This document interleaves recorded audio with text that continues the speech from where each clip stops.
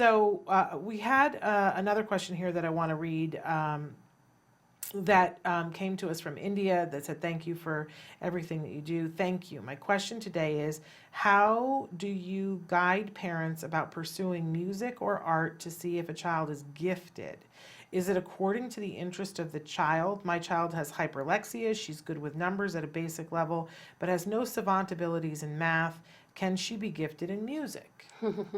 Great question. You can try. We Yeah. don't know. So, the world of our children completely is different from the typical world. Being hyperlexic and under numbers, basically that means your child really likes things the same. I always say when a child comes in and can read, they read because the spelling of the word never changes, And when you can get a child to really focus their perseverations on something like that, it's really useful because the first couple of years of school, especially schooling, is very much memorized. Yeah. And if they can use any of their rote memory strength for that, it only helps them. And those kids that come in that are hyperlexic and good with numbers, they're good because the math facts never change. Yeah. 2 plus 2 is always 4, 10 plus 10 is always 20. And if they can put their interest into something like that, it goes a long way because that's kind of how our world works. In terms of music, I've actually had lots of hyperlexic kids who are good at music. Yeah. Yeah. Makes and sense. It really does. And especially when you start attaching the letters to the keys on the piano. Mm-hmm. Yeah. Yeah. They start to, and music never changes. Yeah. If there's a song you like, you play it the same way, pretty much, the same. Yeah. That's what that song is. Yeah. And if you change it, it becomes a different song. Right. And so we have had many kids come in who are hyperlexic and good with numbers, develop something like either, a lot of them have perfect pitch. It's really interesting. Yeah. I don't know, there's no test right now, but what you can do is you can teach, you can have a piano teacher who needs to be flexible, because the kids that learn piano don't actually learn it in the typical way, because their brain a lot of times I think has that good memory, the good rote memory, and they're very visual. A lot of times they're going to be learning by what they see. Yeah. And how to use whatever musical instrument that you're going to use. Because one thing great about music is, you have the letters A through G, and then you have the sharps and flats, and a chord is always a certain way, played a certain way, and it's very, very routine. And how you put it together. And because our kids, I think, like to play things exact and perfect, I think that actually helps also.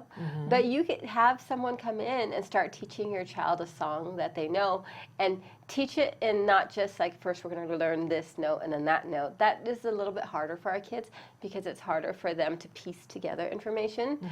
But if your child's hyperlexic, that means they have some kind of like what they call chunking memory, where they see something and they see as a group versus seeing every letter and then putting the letters, it's a different part of your brain. Got it. And so when you're having someone come in and teach your child, let's say, about music, it's good to connect it to something that the child already knows. Okay. So if there's a song that your child knows, teach them something that they already know, and they'll start to put it together. And then you can teach them, notes on a piano or notes, how to read notes, because that never changes either. Right. And, test it out and see. There's no test, that I know of, that there's, test to see if your child has perfect pitch or is going to be a savant or not. But, expose them to it. And just remember that anything new to your child is always bad. Yeah. So you have to give them that exposure enough so that gets past the new. Yeah. And gets past the rigidity of new. Yes. Not wanting new. And then once you can get past it, you give it a really good effort, you'll see some of the kids really attach to it very quickly. Yeah. We had an event that they do in Pasadena. I think they still do it, but when my son was little, the city puts on I think it's one Saturday a month, and they have some sort of performing artists come in every Saturday once a month and do this thing. But before that, they have an orchestral petting zoo. Oh, and I did not know what that was, but we were going because they were having a storyteller, and I wanted to take my son, and we were taking a therapist. I just want to point out this was something we did with a therapist, and I was like, what a great, because I Every family has different priorities, but I wanted my son to appreciate the arts and I wanted him to be a good audience member. That's important in our family. I'm not saying that should be important in everybody's family, but in our family, we go to the theater a lot. I wanted him to have an appreciation. He has godparents that are assigned just to taking care of his theater life, right? It's important in our family. Culturally, that's important to us. So, and I was like, I said to my husband, I said, what is an orchestral petting zoo? And I thought we were going to have animals there. But what they did was they had every instrument in the orchestra there, and they had little wipes so that it was all sanitary. But any child who wanted to could wait in a short line to get an opportunity to play that instrument. So, and I was chartreuse with envy because I've always wanted to play a bassoon, but what opportunity do you have to play a bassoon? Like, when does that come up except in 4th grade where they go, do you want to sign up to take lessons for bassoon? And if you're like, I don't know, I've never played it before. I might like it, I might not like it, right?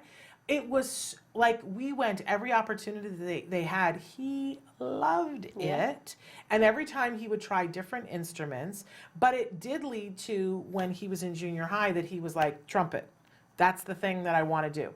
So I think if you can, find something like that.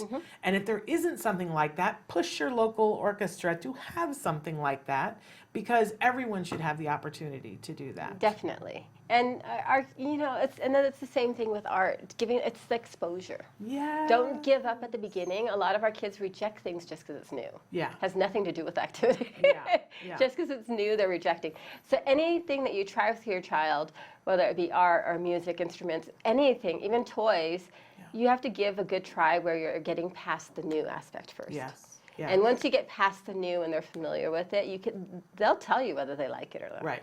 So if you're going to sign up for lessons, commit to doing it for a little while and not like at one lesson, oh, they didn't like it, give up. Okay. And then the other thing I'm just going to say, because new year, new resolutions and all of that, is that do take, whether being a good audience member is a part of your cultural thing that your family or not, but there are so many things that happen in a community, and the places that we found that were the best to look for things to go and do. Your local library, check what their schedule is, because they have programming and clubs and events that are for specific age ranges, and they're all free. So that's a really great way to find.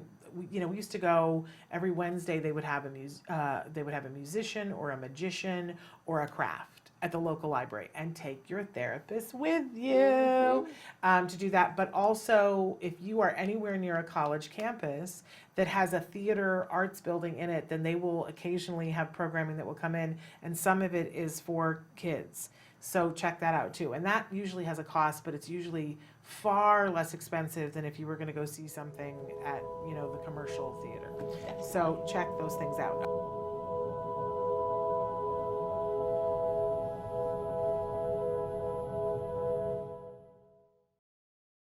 Hey, thanks for watching Autism Live. To subscribe, click here. And if you'd like to check out some more of our videos, click here.